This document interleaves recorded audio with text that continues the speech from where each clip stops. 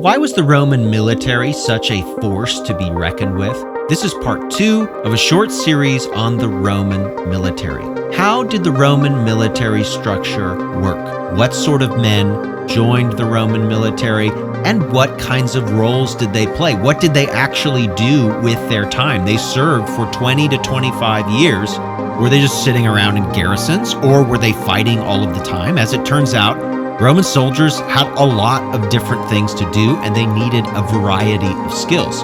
You may think also that the Romans were eager to have just about anybody serve in the military, but as we'll see today, that wasn't the case either. There were some serious restrictions on who could become a soldier. Part of this is because the Roman military offered some credible opportunities for advancement in Roman society, and for non-citizens, it offered them the opportunity to become Roman. And so we are going to continue delving into the fascinating world of the Roman military on this episode of the Pax Romana podcast.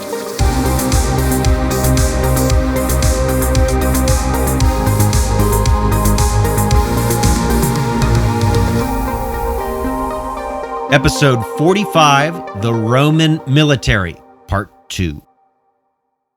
Before we get started on today's episode, a few small programming notes. First of all, there may not be an episode next week. I have a lot of speaking engagements right now and some travel, so I'm going to try to put one out, but if I don't, you'll know why. Now, if you want to catch any of those talks, I'll mention a few of them right now. If you live in Israel, I'll be giving the keynote address at the Economic History Association annual meeting there at Ben Gurion University. That's at the very end of May.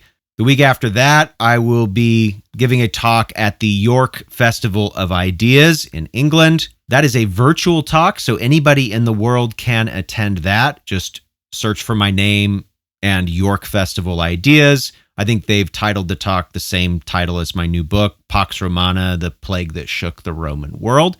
So you can catch that.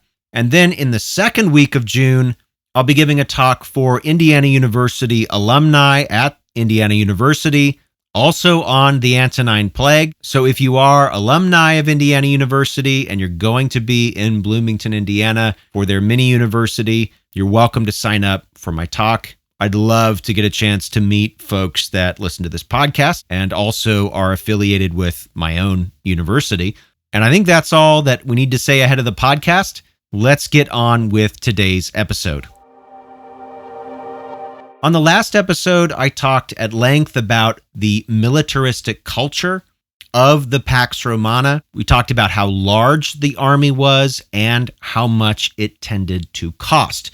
Today, I want to spend some time on the structure of the military, as well as what daily life was like for Roman soldiers. Now, it goes without saying, the emperor was the head of the military and nobody else. He did not share this privilege with anyone.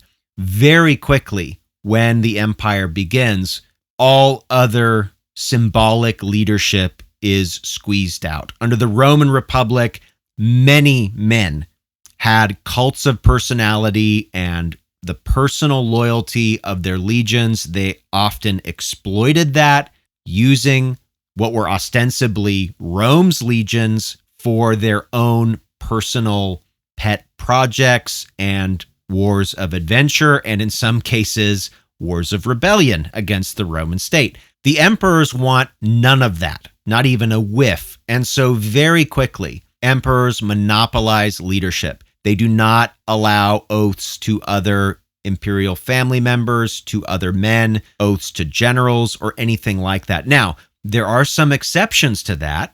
Caligula, for example, made his soldiers swear to his sisters. But for the most part, the emperor was the functional and symbolic head of the military during the Pax Romana.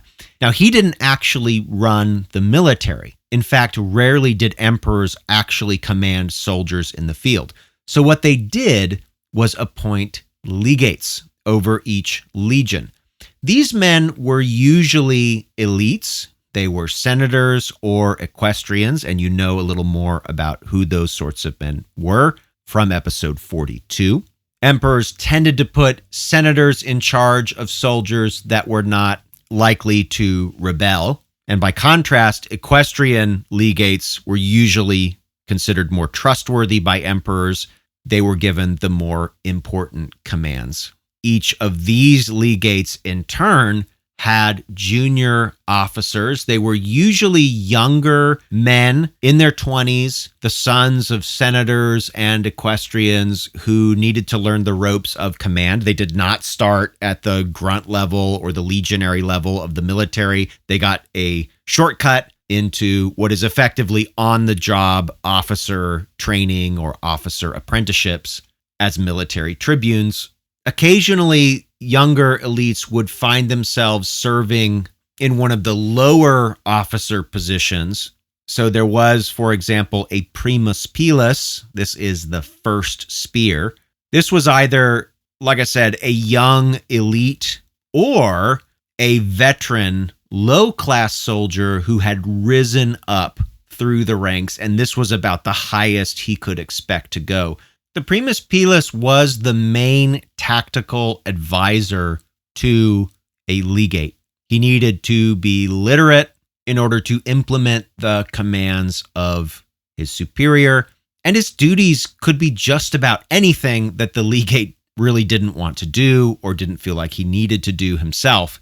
But the primus pilus was in on all of the officer meetings, but at the same time, he constantly was around the rank and file soldiers. He would have known them and they would have known him. He was a kind of intermediary between the low-class, illiterate soldiers and the upper-class, elite officers.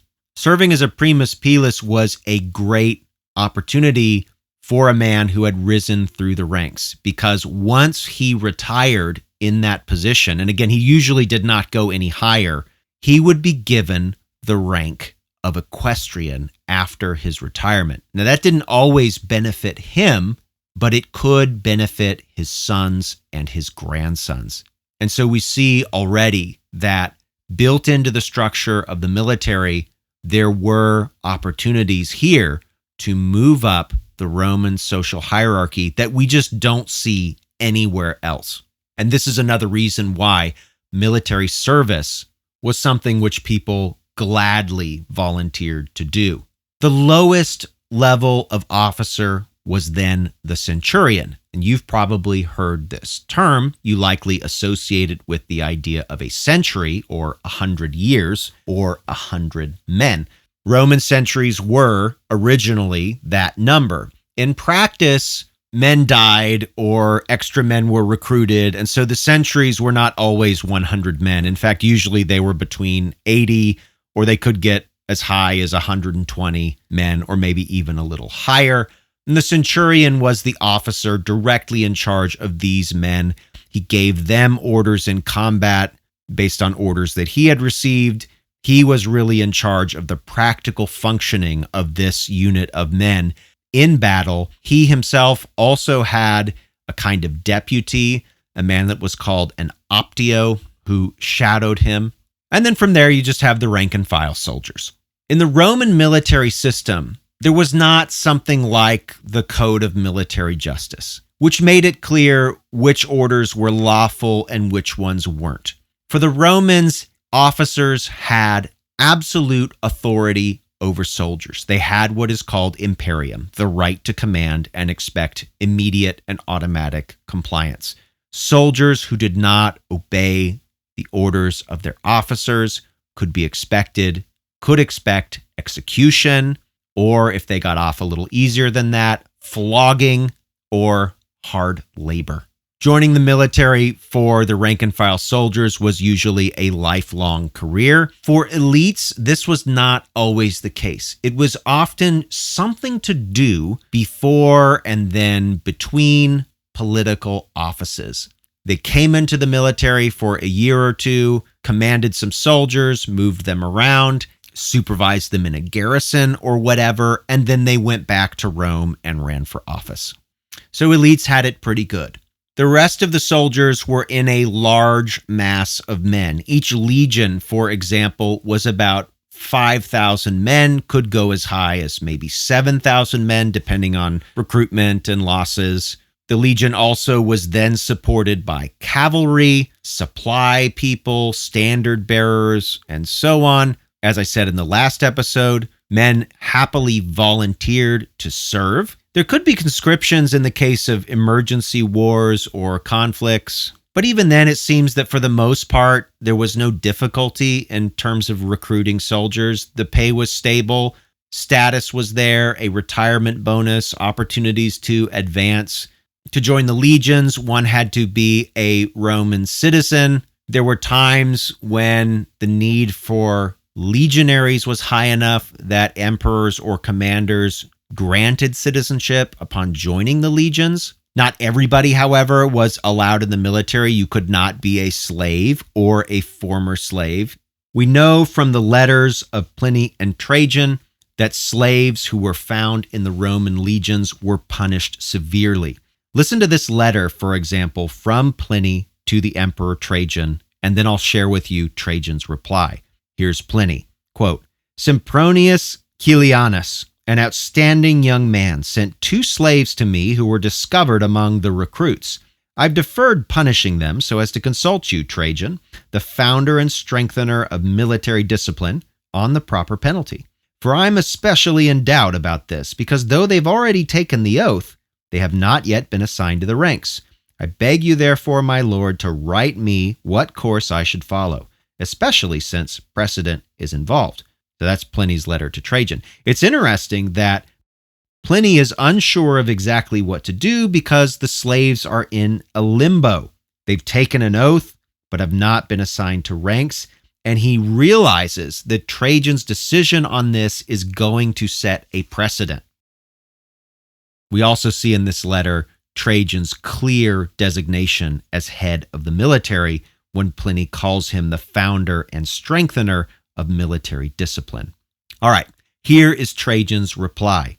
Quote, Sempronius Kilianus acted in accordance with my instructions in sending to you these persons, concerning whom an investigation will be necessary to determine whether they seem deserving of capital punishment.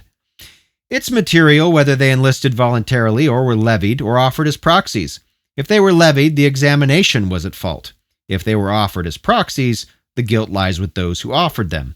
But if they themselves, although they were fully aware of their status, enlisted, then they are the ones to be punished. It does not make much difference that they have not yet been assigned to the ranks, for on the very day on which they were approved, they were required to give a true statement of their birth status.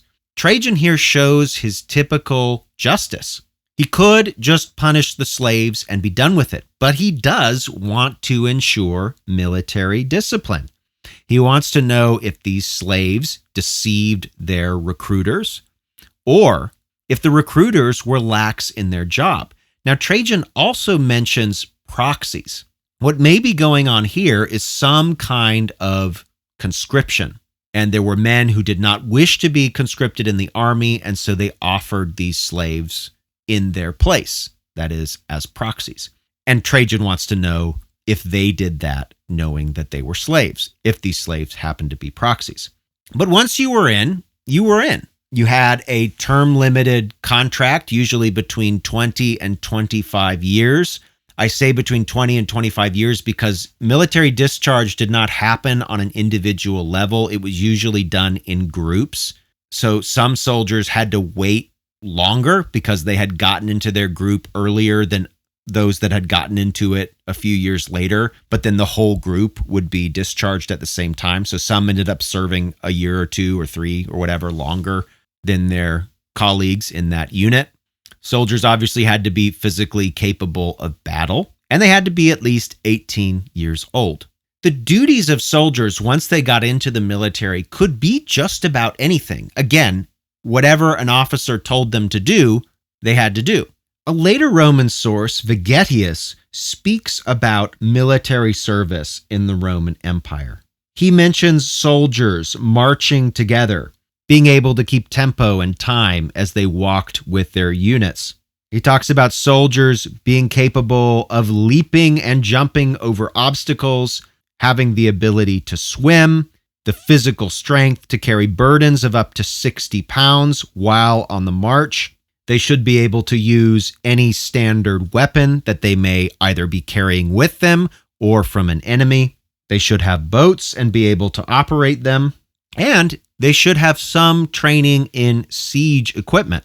Obviously, they had to fight in battles. That goes without saying. But quite a lot of their work was construction and engineering and other forms of manual labor. Soldiers constructed the roads. Soldiers built buildings and even things like aqueducts and bathhouses. Soldiers were employed to guard resources like mines or river crossings. They were used to supervise tax collection. It was not a strange thing to see soldiers at a port or a city gateway collecting tariffs. They also engaged in some policing activities, walking around settlements and cities, keeping order. Sometimes they would be sent out into the wilderness to find bandits. They might patrol roadways or rivers in order to prevent thefts and smuggling. In some cases, a soldier could be appealed to resolve some kind of local dispute. Over time in the Pax Romana, it became normal for sons of soldiers to carry on in the career of their fathers. And this is true whether these sons were legitimate or illegitimate, because as I mentioned last time, soldiers were, throughout the entirety of the Pax Romana, prevented from legal marriage and having legal, legitimate children. Again, soldiers had children. It's just that their children's birthplace would be listed as the camp, and their nationhood would not be in a particular place because they were not legitimate. They were just kind of camp orphans, basically. Their nation was the army itself. Now, once the soldier finished his service and retired, he could choose to legitimize his own children and his wife if he had one. And at this point, everything would be made legal. For non-citizens, by the way, and as we saw last time, they make up half of the military, our non-citizen auxiliary units. Their situation is similar in some ways. In other ways, it is different. Many of the same duties, for example, were part of the daily routine of auxiliaries as they were for legionaries. There was very little different. They also had commanders, and they had a kind of unity about them as well. In many cases, auxiliaries were recruited in groups, all from one location, and they were kept together. So while they needed to use Latin as the official language of the military, they could all communicate in their own native language. They obviously joined the military sometimes because they had to, as part of a treaty or some kind of conscription agreement.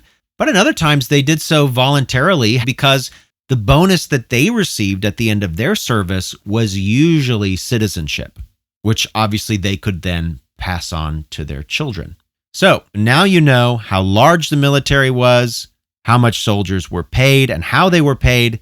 And today, you know a little bit more now about who soldiers were and the kinds of things that they did. But there's still one question that I would like to answer. How disciplined were these soldiers really? You probably have an image of legions marching in step, maybe even forming a testudo. And if you don't know what that is, you're in for a treat for the next episode. I'll explain what that is. But many people imagine Roman soldiers in a particular way. How much integrity did these men have? Do we have sources that give us a sense of how trustworthy soldiers were? Did they abuse their power? What kind of men were they? Now, we obviously can't look into the heart of each and every Roman soldier, but we have some fascinating sources that explain what soldiers thought of themselves, but also what the inhabitants and citizens of the Roman Empire thought about their own military. And we'll talk about those sources on the next episode of the Pax Romana podcast.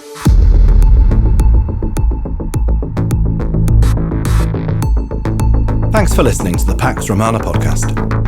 For more information, including a list of primary sources and further reading, check the show notes. Music by Red Productions and Exocor. Follow Dr. Colin Elliott on X at ProfCPE or email colin@paxromanapodcast.com. Listen to more episodes on Spotify, Apple Podcasts, or just about anywhere podcasts are available. Stay tuned for the next episode of the Pax Romana podcast.